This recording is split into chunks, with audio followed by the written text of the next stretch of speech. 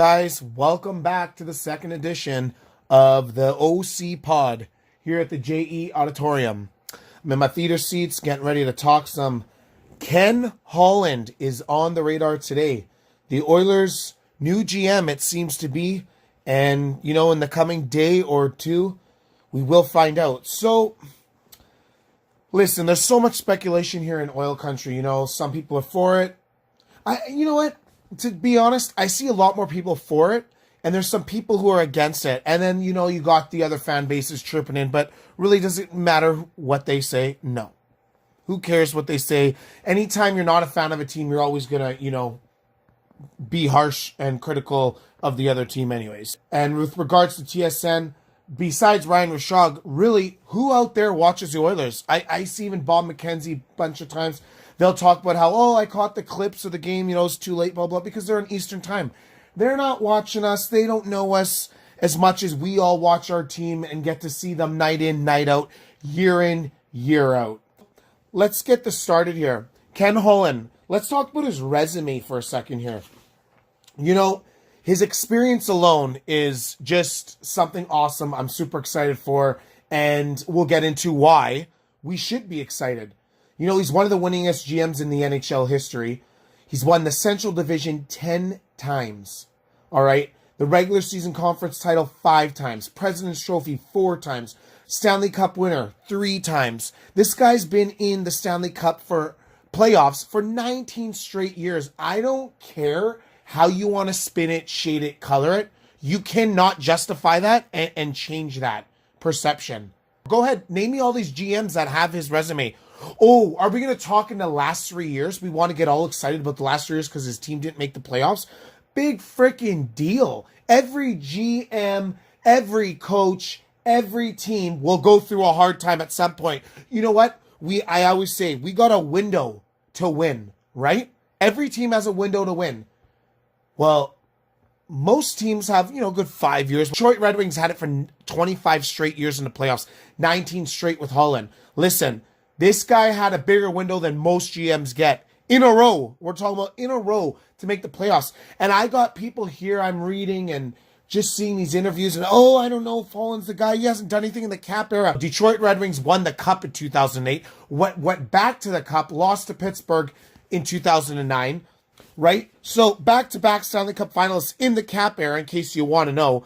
And 1 year before that, in 2007, they lost in the semifinals in the West to the Ducks in 6 games. So 2007, 8, 9, pretty damn good years, don't you think? Okay, so let's go to 2010. They made it to the semis. 2011, semis, lost in 7. 2012, yes, the quarterfinals. Back into the 2013, they made it to the semis, lost to Chicago in 7.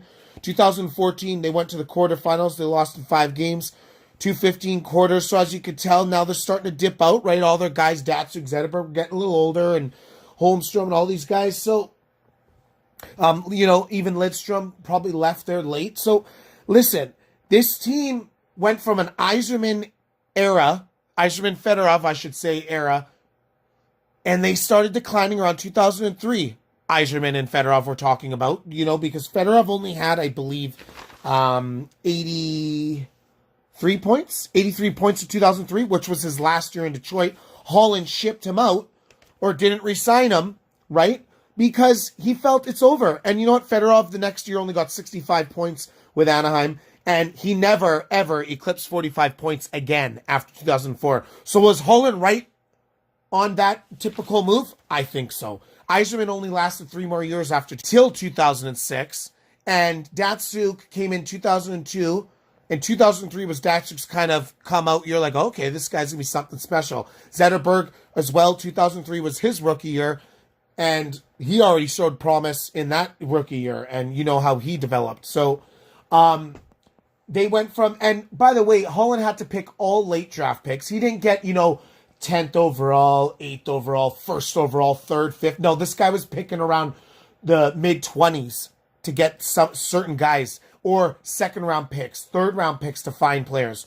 So let's not just pretend Holland had this team given to him. Holland also made those guys, grabbed those players, and made his team into something special for 19 straight years.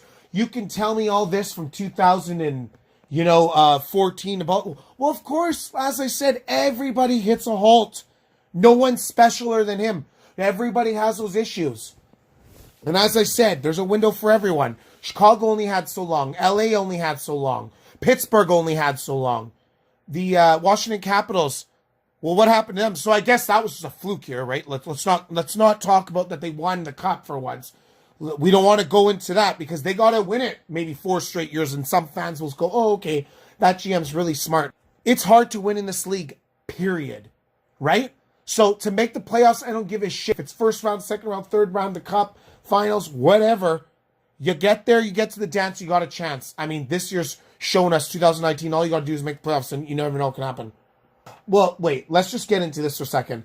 I know there's a lot of rumors of Hunter and people, and listen, I was interested in Hunter too, but I want a Hunter second only because, listen, there's been several teams that have passed him already as a GM. So why are they passing him? He's a scout. There's a difference of a scout and a GM, a scout and a head coach. A scout is somebody that looks for young guys. Yes. And hey, I see potential. I see development. Holland isn't just scouting. Holland's got to make sure he drafts the right players. He's got to sign the right players. He's got to trade the right players. He's got to re-sign the right players. He's got to build his roster. That's not what a scout does. A scout is there to give an assistance and a helping hand to look for guys that are, playing in different leagues and somewhere where Holland can't be because he's got to orchestrate the huge piece, and that's his organization. And another thing for Holland, as I wanted to say just a bit earlier, is he's respected around the NHL, and that is huge to have because you need to be respected in order to make great trades, to get good players, to bring in the roster that you want. You have to have a good name. So I don't get what the issue of some people are. And this is kind of what I wanted to refer to as, okay, so we have Steve Yzerman, who had an absolute awesome time in Tampa. He put up a good roster, right? And even he didn't make the playoffs in 2017, I believe, barring a Stamkos injury, whatever. But still, does one player make your team? No. What I'm saying is, then he comes this year with an unbelievable, I think he tied the Detroit Red Wings of the 1996 Detroit Red Wings. So what happened to them? Swept in the first round 4 games straight to Columbus, a wild card team. Are you going to tell me that Steve Yzerman isn't a good GM now? Because that's what I hear when other people are trying to give Holland shit about not doing good in the last 3 years or 4 years. Like, does Detroit have to win the cup just to keep Holland going? You have good and bad no matter what. To me, Ken Holland is an absolute gem to have in the Edmonton organization. He's a leader. He knows how to win. He's been in this business for years and years. He's got great credibility. I'm mind-boggled that some people want to sit here and pretend like this is some big, bad, bold move. Like, they've been in the business for so long. Are you kidding me? What does it take for Edmonton to get somebody that's respected? How much more respect can you get from a general manager of Ken Holland's resume? I'm baffled. I don't understand what people want then. I'm confused. So we want someone to come in here with inexperience? Oh, that's better, right? Okay. So then when he F's up, that's an issue. No, let's get someone who knows what the hell's going on. Let's get someone who's going to have the balls to do the right move. Oh, Ken Holland signed Mike Green and no trade movement clause, blah, blah. Well, welcome to the NHL. Every GM has a bad contract. Every GM has had a bad signing. But here's the point.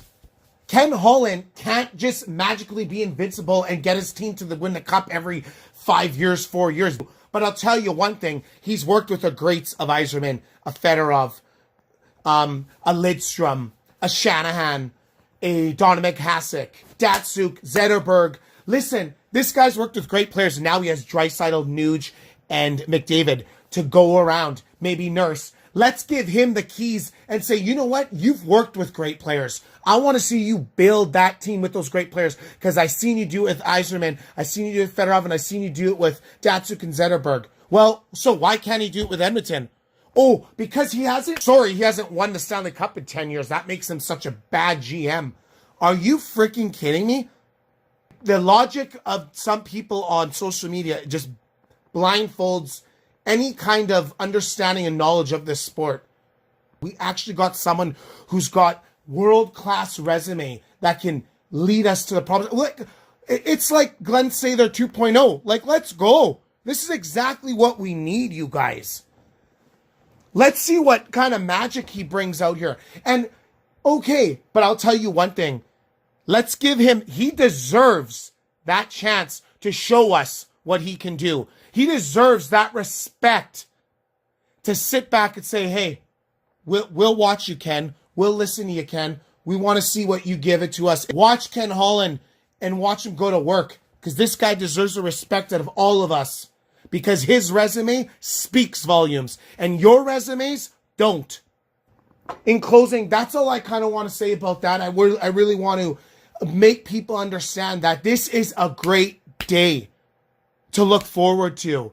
Let's give him the respect and stop acting like a bunch of hooligans on social media, acting like this is the worst signing in history. Well, of course Red Wing fans are saying, oh, good luck with him, blah, blah. Oh, yeah, but they don't want to talk about all the great he's done for them, all the spoiled years they had for him. Well, guess what, Red Wing fans? You can't be great forever. And don't just because Yzerman's coming there expect you're winning the cup next year, expecting you're making the playoffs next year.